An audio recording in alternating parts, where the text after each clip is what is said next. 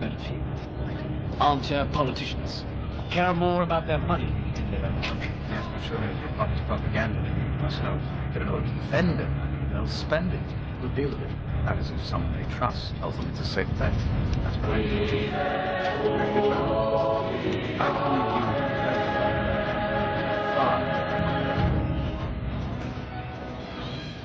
you choose me.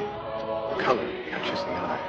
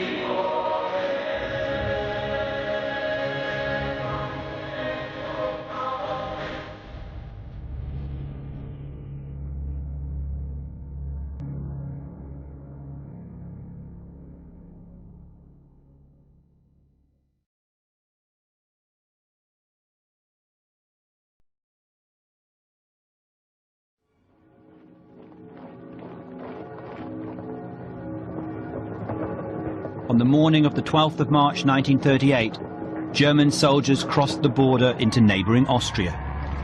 They were greeted not with bullets and guns, but with roses and carnations.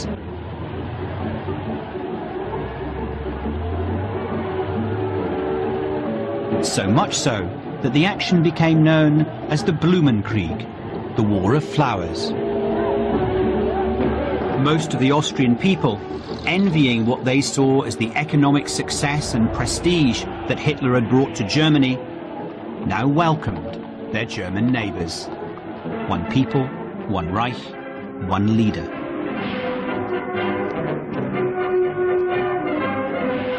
In a demonstration of how central he was personally to this whole system, Hitler travelled across Austria on a campaign tour.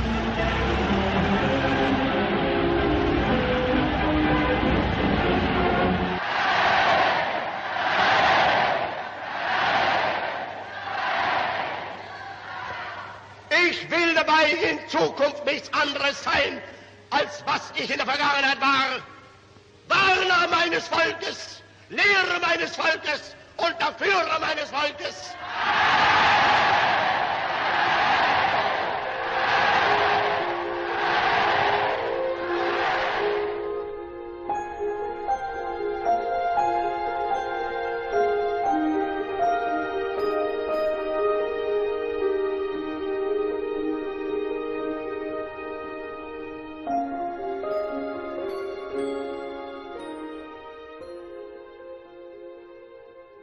Dieses Volk kommt nicht zum Reich in einer demütigenden Rolle. Ich selber führe euch ein.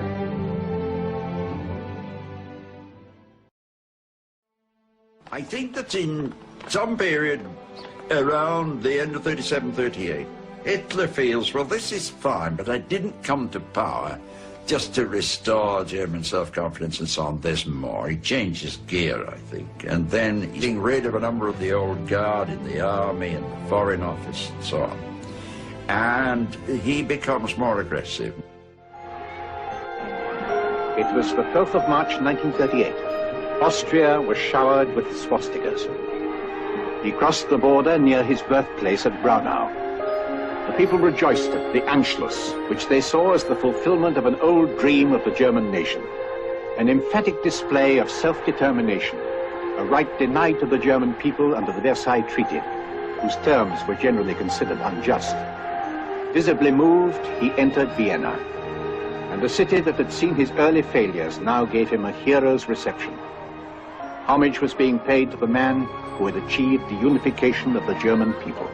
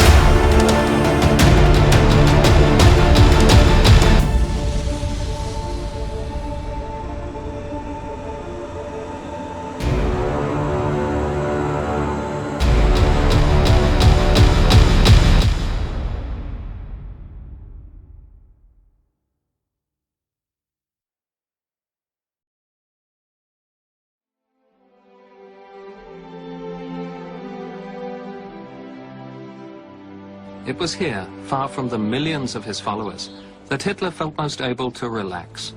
The inner circle at the Berghof saw a quite different man from the charismatic Führer of the party rallies.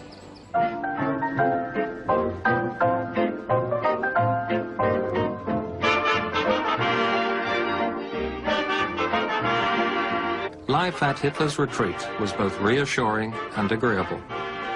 And there was an entertaining side to the off-duty Führer, as Ribbentrop's private secretary discovered. I was overwhelmed by the possibility to meet the Führer personally. And for instance, for the beginning, he was a sort of a messiah for me.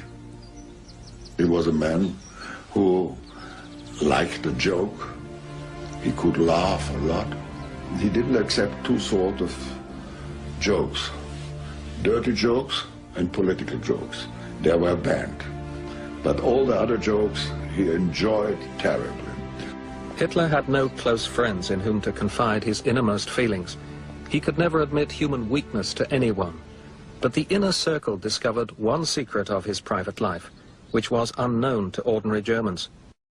When Hitler was talking for hours and I was standing near to the wall, waiting until they want some papers or something.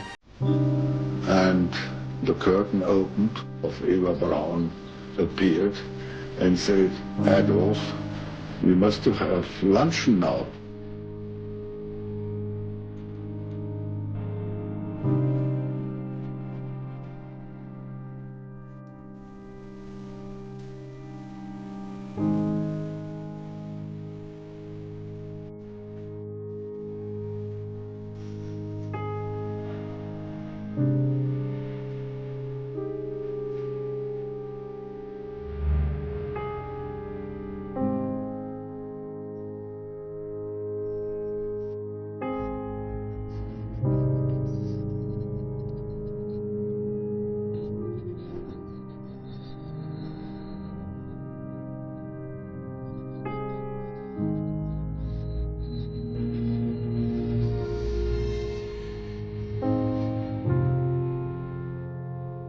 and she didn't bother him with political questions, and he didn't want to give her influence, and he thought that as long as he is a bachelor, he has the love from the German women, because if he's married, the impression is not the same on the other women.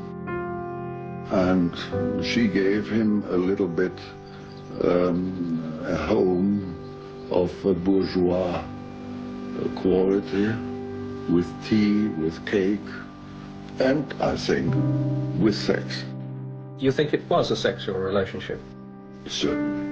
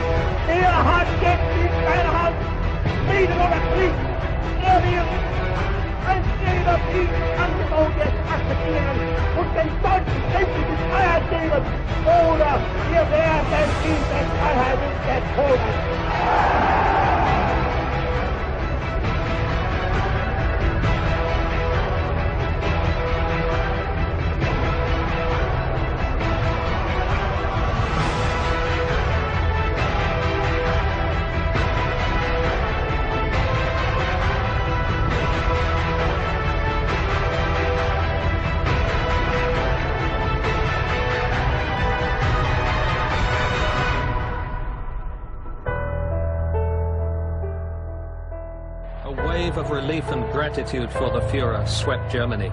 His iron nerve had freed the Germans in Czechoslovakia and yet averted war. Sie waren uns der Garant des Sieges. Sie sind uns der Garant des Friedens. Adolf Hitler!